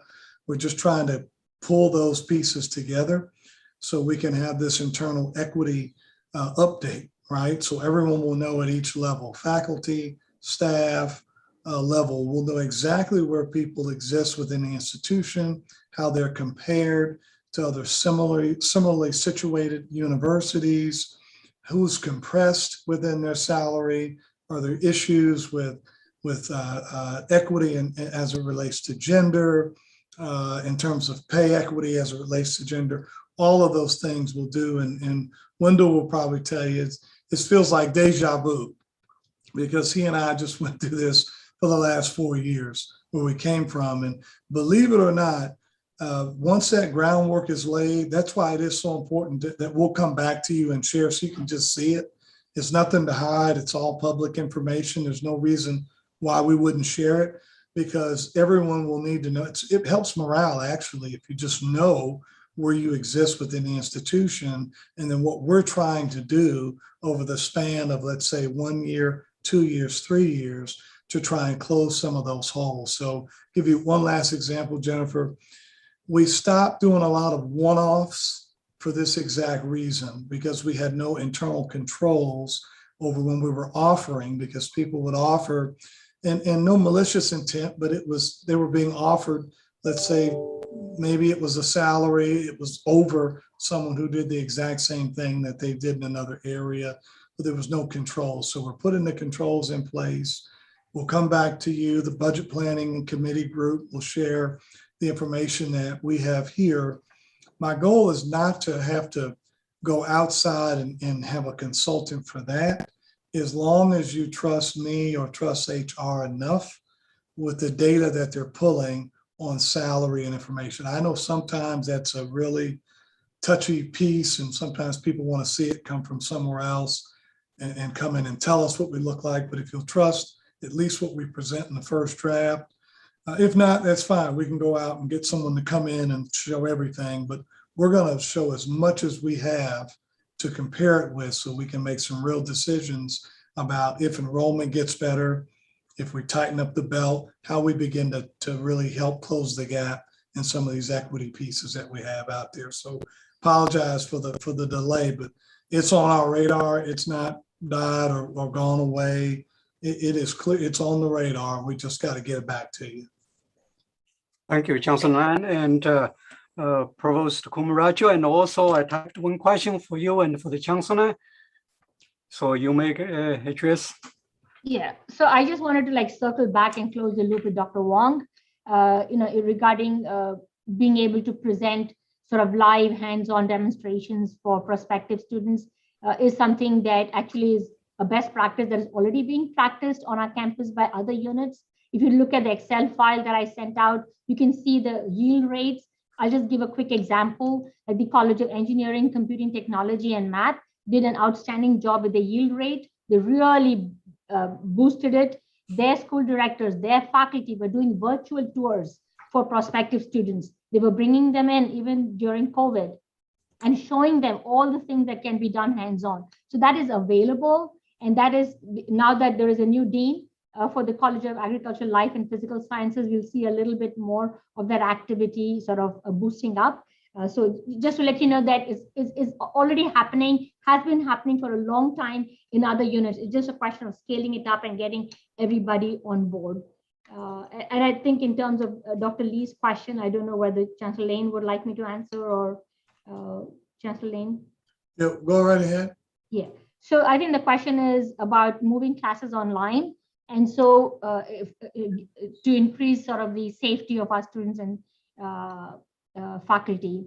And so what I want to say is that as we are getting these requests, what we are trying to keep in mind is, what did the students sign up for? That's one thing. If they signed up for a face-to-face class.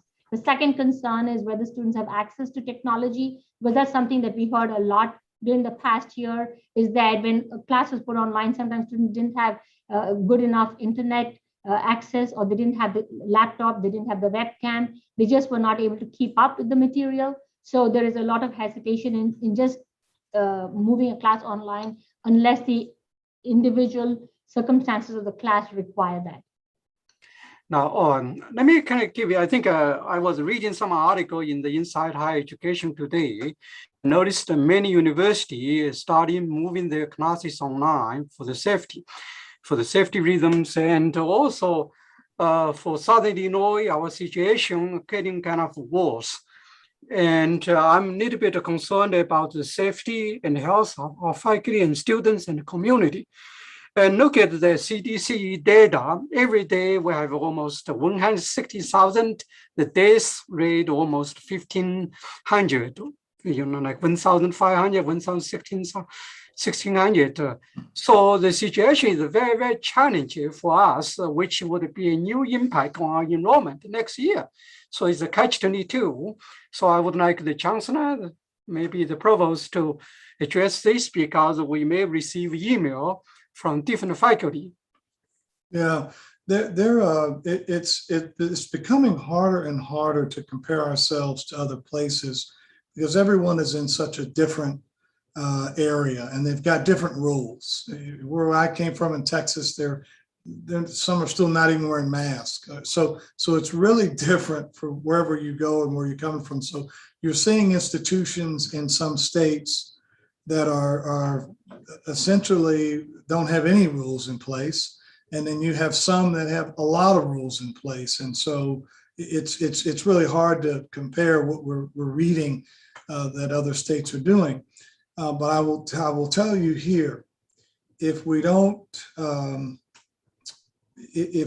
vaccinate or we don't test every day, we could be going back online. Okay, I'm just being brutally honest with you. And that's like our last frontier right now. The governor was here less than a week ago, said the same thing. If we don't get better, it's not going to be our call, as you know, it's going to be him coming to us saying, guess what, Southern Illinois, you're going down to phase 4, if not phase 3. And that won't be just us here at the university, it will be the entire region. So, I think our measuring stick is, if the governor is ready to pull the trigger because of the numbers that if we can't get people vaccinated or we can't do the testing, then I fully anticipate if it gets worse, you'll be the first person we're going to hear from is going to be the governor and the Illinois Public Health. They're going to come in just like they did a year ago. All right. So that hopefully answers your question. Sure. What will happen if that's what's going to happen. The governor is going to come in and say, guess what, Southern Illinois, you're going back because you're the worst. And so we have been pushing vaccinations like crazy. We told the governor we needed it if he's going to make that executive order. He came through with the vaccinations. Forget politics right now. He came through with the vaccinations, came through with the testing. We have people at both locations today doing that, but we're a little better than what you would see out in the community. When you start looking at what the community looks like and what the university looks like, we look a lot better. I think our rates for faculty are close to, for the folks who've attested to tell us where they are on the attestation, we've got upwards of maybe over 60% very quickly. I know it's that way when you put that out about who's vaccinated. We're looking at who's testing or who is going through the testing protocols. We'll have that on a dashboard for you, should be there as early as this week. So we'll show you how many have actually been, or who were tested being vaccinated, and we'll show you how many are going through the testing protocol week to week. The governor backed that up to September 19th. I think it was September 5th, but he did extend that. So we'll get that information up. But Dr. Lee, to your point, we're watching it every day. And at this point, there's no guarantee. My hope is we stay in person and that we don't have to revert back. But I will tell you, if things don't pick up and get a little better, then we could be looking at the state moving us there. Thank you, Chancellor and Provost Kumaraja. Then Jenny. Provost Kumaraja first. Oh, sorry, that was an old hand that was raised. Let me bring it out. Yeah, I don't know how to remove those either. She hit the button again. It's down. Oh, okay, then Jenny?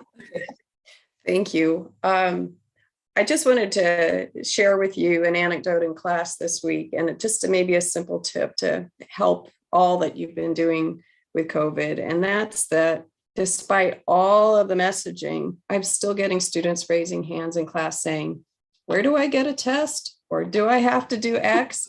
I think they're getting inundated with online information, and it's starting to just roll over them. And I think personally, a good old fashioned poster all over the building would go a long way with these students. Good advice. I agree with you 100%. Sometimes they read that a lot faster sometimes than they would read an email. So we can do that in our efforts to reach out to them. And you're right. I think right now the anxiety level, it was a little high after the announcement. Students, I was at the testing site today over there at noon, myself and Wendell, and just interacting, talking to students about, hey, what are you thinking about? I wasn't being too intrusive, but hey, what are you thinking about? When I was at the testing site, and they said, well, I'm over here to get tested, but maybe next week I'll just get vaccinated. So they're really having to struggle too with where they want to be and how often they're going to want to go do a test. So yeah, I agree. The more we can soften it for them, Jennifer, is going to be better. Can I just add to that to say that I think a similar level of confusion is involving people who think they have to self-quarantine right now. I've had several, I think I was saying this to you, somebody right before the call began, that I have 4 students, several of them in my University 101, that are claiming they are out because the health center said they had to self-quarantine. I've double checked now with Jennifer Jones Hall.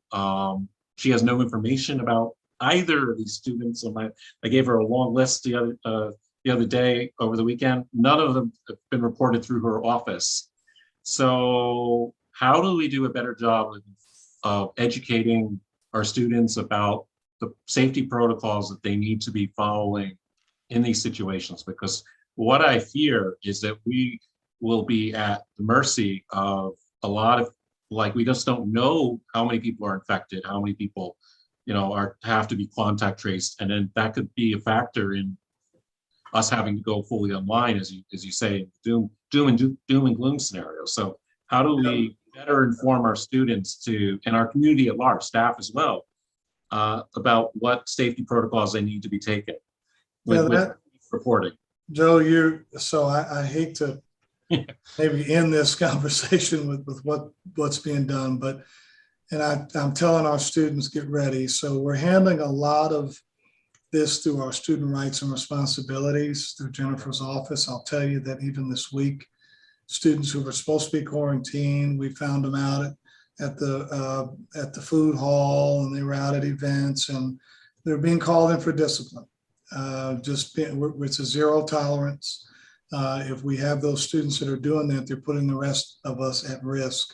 Right. We are going to deal with them through the code of conduct. So that process is alive and well, I guarantee you. And Jennifer probably won't tell you who, but she'll tell you her business is picking up a little bit with folks who are not complying. And we just have to get that message across. We're also looking at the list of folks who are testing because they're on a list, right? So from week to week, that's part of the executive order. You can't even be here on campus in an education facility if you're not going through that protocol, and we are going to enforce that. So, I know it's tough, and people, they think, well, no, I'll do what I want to do, but it's I just think they're falling through the cracks, right? I think things, because we just had to implement this like a week ago plus. I think things are in a little bit of a wobbly situation. What I just want to share this with my other faculty on this call. What I did this morning was email all my students with the direct link to the form, the self-reporting form. So that might be a best practice that we want to use.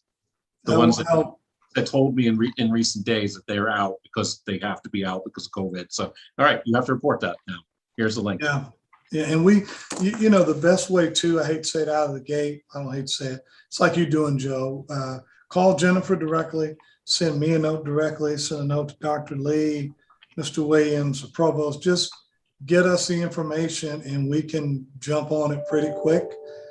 It would help us too. So if you're hearing some things out there, let us know, and we'll track it down and make sure that things are done the way they need to be done.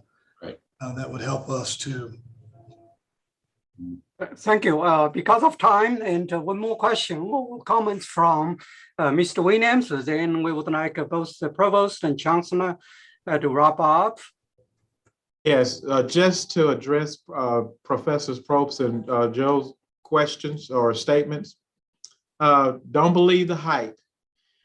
We sent out an email telling students that they could qualify for $500 or $1,500. Within the first week, 7,000 students responded to that email. 75% of that 7,000 students said they wanted the money to go directly into their account as opposed to putting it on their bill. So I think email is a very effective communication tool. It's just what you're putting in that email. And so just like they are holding up those signs, say, I need to quarantine so I don't come to class, I think you're getting some of the same thing. And so don't believe the hype is the last thing that I probably want to say on that subject. Thank you. And now I would like to invite both the provost and chancellor to wrap up before time runs out. Mira, you want to go, and then I can wrap up. Sure. Just a few updates since the last time we met. We have completed 3 dean searches this past year, and we are launching 2 more this fall. So this fall would be for the newly formed College of Arts and Media, as well as the College of Liberal Arts. And then for the searches that were completed, we have 2 national searches that were completed. The Dean for the College of Agricultural Life and Physical Sciences, Dr. Eric Bravik, and then the College of Health and Human Sciences, Dr. Robert Morgan. And then we had an interim dean appointed for the College of Arts and Media, which is a newly formed college, and that is Shegun Ojewui. The other update is that we had welcomed 24 new faculty to our campus, and we had a new faculty orientation at the end of the second week of classes. And during these first few weeks of the semester, we have been doing our best to manage under this COVID sort of situation. And there's a lot of queries that we get through the pandemic info at siu.edu. We do encourage faculty who have questions to ask the school director and then the dean, rather than asking it directly to the pandemic info, because it comes to me and I answered each and every one of those academic questions. So if it goes through the sort of the academic unit, it would probably get a faster answer. Thank you. Chancellor Nan. Yeah, my wrap up will be very brief. First of all, thank you so much. The first 2-3 weeks have been crazy, from enrollment to a very unfortunate, tragic death of one of our students who was just dropped off here. It's just unthinkable to have to go through that. Our parents and their loved ones impacted the campus community too. Our students in the dorms, we've spent a lot of time with our students, meeting them over the dorm, talking with them, reassuring them that they made the right choice and that it's safe on campus and to beware when they're off campus. So it's been a very hectic, probably one of the most hectic semesters I've had in a long time. So, and then you add COVID and everything else to that, and there you go. So I know you've been going through it as well. So I want to thank everybody for your hard work in getting this semester off the ground. That was one of our goals. The Imagine SIUC in 2030, our strategic plan, is almost done. That plan, the work in that plan now is all of our measures and our targets, our key performance indicators. Everything that we said we're going to hold ourselves accountable to is being formed inside of that plan. So it won't just be a document that looks glossy and nice. And, it's really, we ought to call it the Imagine Accountability Plan, because that's really what it is. It gives us a sense of what it is we're going to be trying to accomplish in the next few years. So you'll see that come to life here. A lot of work, as you heard Mira mention, We're doing small things like meeting our new faculty. We met our new faculty the other day, gave them a nice welcome, talked about some of the things I'm talking about today. We're going to continue to do a lot more of that in our new faculty staff lounge, where we are more transparent information we can share, where people have questions, more roundtables, more discussions, where people can express their opinions or thoughts or advice or recommendations that they have. So we're not just over here in Anthony Hall, where you have to submit some memo or some email or something. We're really trying to break that down and make sure that we are talking with each other, not at each other. And so we're going to work hard at that. You probably, I know Mira's looking, our faculty, our ombudsperson, and I know Dr. Lee's working on it. We have our staff ombudsperson. This is information that came from this group and others about having this ombudsperson return and be able to work through some things that may be challenging so they don't get elevated so fast, so quick. We have the staff side. We're looking for the faculty member to do that on the other side. So that's going to be critical, I think, as we stand this up. We talked a little bit about the debrief on the academic reorganization. That work still continues. To Jennifer's point, we'll get back with the salary survey and that data and what that looks like, so you have a clear picture. And we know there'll be some folks that are right where they ought to be, and there'll be some that are way out of whack. And that's exactly what we want to see in the report, so we can just face it head on instead of talk about it and speculate. We can just see the numbers. The numbers won't lie. Other than that, we have to get out of the we've got to get out of the water here with this pandemic. And I'm usually pretty optimistic. But I tell you, if those numbers don't get any better, I do want you to be flexible. I'm not saying that I've heard anything special from the governor or anything like that. So please don't say, hey, he thinks we're shutting down. I don't want to shut down. I hope we don't have to shut down. But I need everybody to stay flexible just in case, because if it does not get any better, it could be a backwards phase. So stay, if you see people without a mask, please stop them, tell us, let us know. That's becoming one of our maybe the single most protected way of walking around here. And I'm glad we bought that mask back about a month and a half ago. We actually came out pretty quick and required it before a few others. So please let us know if it's not being enforced, so we can work with people to get them to remember that we want to be here. Other than that, have a great semester. And again, I know we've got a lot of work to do, but I really appreciate the input. I appreciate the questions. I know Mira and Wendell will definitely appreciate it. It helps us think about some things on top of what we're thinking about. So don't ever think, you're asking something that we're thinking, wow, what are they asking that for? It actually helps us kind of navigate through what we're thinking about. So other than that, thank you, Dr. Lee. I appreciate everybody for that. Sure. Thank you, Chancellor Nam, Provost Kumarajo, and Mr. Wendell Williams. And it's almost 3 o'clock. And I want to also thank all our Faculty Senate Executive Council members for this meeting. And I will see you next Tuesday. And now it's almost time. I need a motion to join the meeting. Motion to adjourn. Second? Oh, okay. So, favor? Thank you. Bye-bye. Okay, bye-bye.